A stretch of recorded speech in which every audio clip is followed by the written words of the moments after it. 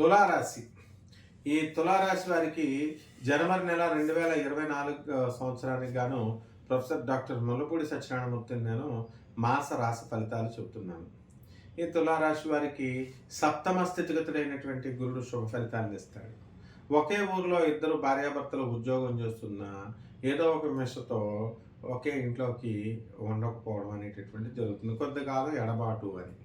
అలాగే వేరే వేరే ఉద్యోగాలు చేస్తున్నటువంటి వాళ్ళు, వేరే వేరే ఊరల్లో ఉద్యోగాలు చేస్తున్నటువంటి వాళ్ళు వీళ్ళు వేరే చోట కాపురాలు చేయాల్సినటువంటి అవసరం ఏర్పడుతుంది.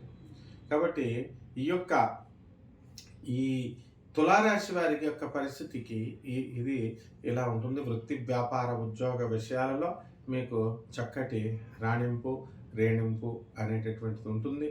మీకు ఉద్యోగాల్లో ప్రమోషన్స్ ఇవన్నీ కూడా మీకు రావడం జరుగుతుంది. వ్యాపార భాగస్వాములతో, జీవిత భాగస్వాములతో స్పర్ధలు ఏమీ ఉండవు. అలాగే షష్టమ స్థితిగతుడైనటువంటి రాహు యొక్క ప్రభావం వలన శత్రువులపై ఆధిపత్యము అనేటటువంటిది మీరు సాధిస్తారు. శత్రువులు మిత్రులుగా మారేటటువంటి అవకాశాలు ఉంటాయి.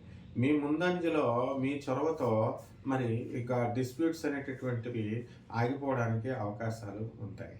పంచమ స్థితిగతుడైనటువంటి శని యొక్క ప్రభావం వలన మీకు శని మీ పిల్లలు మొండిగా ప్రవర్తించడము ఈ విధంగా వాళ్ళు చేస్తారు. కాబట్టి పిల్లల విషయమై మీరు కొంచెం మదనపడాల్సినటువంటి అవసరం ఉంటుంది.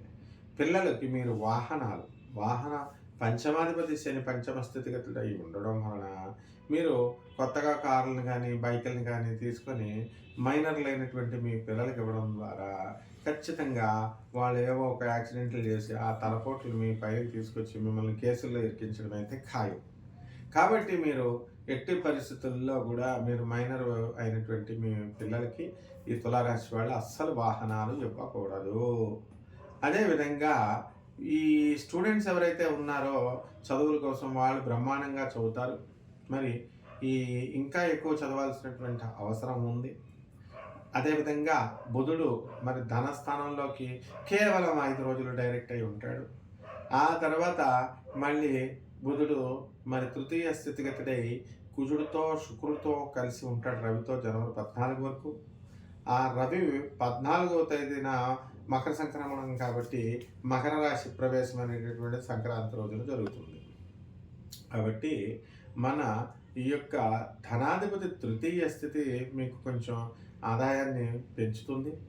ప్రమోషన్ రానటువంటి వాళ్ళు ఎవరైతే ఉన్నారో అటువంటి వాళ్ళకి ప్రమోషన్ ప్యానల్లో మీరు ఉండడం అనేటటువంటిది జరుగుతుంది. ఇక కోర్టు కేసుల్లో ఇంతకాలం తిరుగుతున్నటువంటి వాళ్ళు కోర్టు కేసుల్లో విజయం సాధించడానికి మీకు అవకాశాలు ఉంటాయి. ఇక మీ మేనమామలతో స్వల్పమైనటువంటి విరోధాలు, వాళ్ళ దగ్గర నుంచి మీ తల్లిగారికి ఇచ్చినటువంటి ఆస్తుల్లో మాకు వాటా ఉందంటే అంటూ అన్యాయంగా మా నాన్న మా చెల్లెలకి ఇచ్చేసారని మీ మేనమామలు మీ తల్లులపైన కేసులు వేయడానికి అవకాశాలు ఉన్నాయి. అదేవిధంగా స్త్రీలందరూ కూడా మీపై పగబట్టడం జరుగుతుంది. ఈ తులారాశి వారు కనుక స్త్రీలతో ఏ మాత్రం కూడా తేడాగా మాట్లాడితే జైలు అనేటటువంటి విషయాన్ని మీరు గుర్తుపెట్టుకోవాలా. కంపల్సరీ స్త్రీ విరోధం ఉంటుంది. అత్తగారులు కూడా మీకు విరోధంగా మారిపోతారు. కాబట్టి మీ భార్యతో మాట్లాడేటప్పుడు, మీ అత్తగారులతో మాట్లాడేటప్పుడు చాలా జాగ్రత్తగా మాట్లాడండి, లేదా మాట్లాడకుండా మౌనంగా ఉండండి. తర్వాత మిమ్మల్ని అపార్థం చేసుకుని జైలుకి పంపించడం జరుగుతుంది అన్నమాట. వీళ్ళు కేసులు పెట్టేయడం జరుగుతుంది. మరి ఈ విధంగా మనకి రైతుల దగ్గరికి వచ్చేసరికి రైతులు పరిస్థితి బాగుంటుందండి. రైతులు మంచి పంట తీస్తారు. కాబట్టి చేపల రొయ్యల చెరువులు బాగుంటుంది. రెమెడీస్ దగ్గరికి వచ్చేసరికి మనకి శనికి బాగాలేదు కదా, శని జపం చేయండి, శని స్తోత్రాలు చదవండి. శనికి కిలోంపావు నల్ల నువ్వుల్ని, నల్లని వస్త్రాన్ని మరి పేద బ్రాహ్మణులకి చక్కగా శనివారం నాడు దానం చేయండి. అలాగే దశమహావిద్యల్లో ఒకటైనటువంటి మహాకాళి అమ్మవారి యొక్క మంత్రాన్ని జపం చేసుకోండి. ఓం క్రీం కాళ్యై నమః, ఓం క్రీం మహాకాళ్యై నమః అనేటటువంటి మంత్రాన్ని మీరు జపం చేసుకుంటే సరిపోతుంది. అలాగే దశమహావిద్యల్లో ఒకటైనటువంటి మహాకాళి అమ్మవారి యొక్క హోమాన్ని మీ ఇళ్లలో జరిపించుకోండి. బ్రహ్మాండంగా ఉంటుంది. ఇళ్లలో జరిపించుకోకూడదు, ఇలాంటి మూఢనమ్మకాలు పెంచేటటువంటి వాళ్ళకి దూరంగా ఉండండి.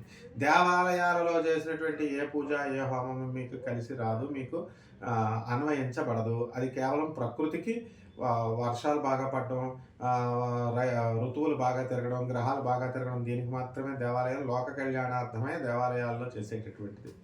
కాబట్టి మీ ఇళ్లలో మీ వ్యక్తిగత సమస్యలు పరిష్కారం చేసుకోండి. శుభమస్తు.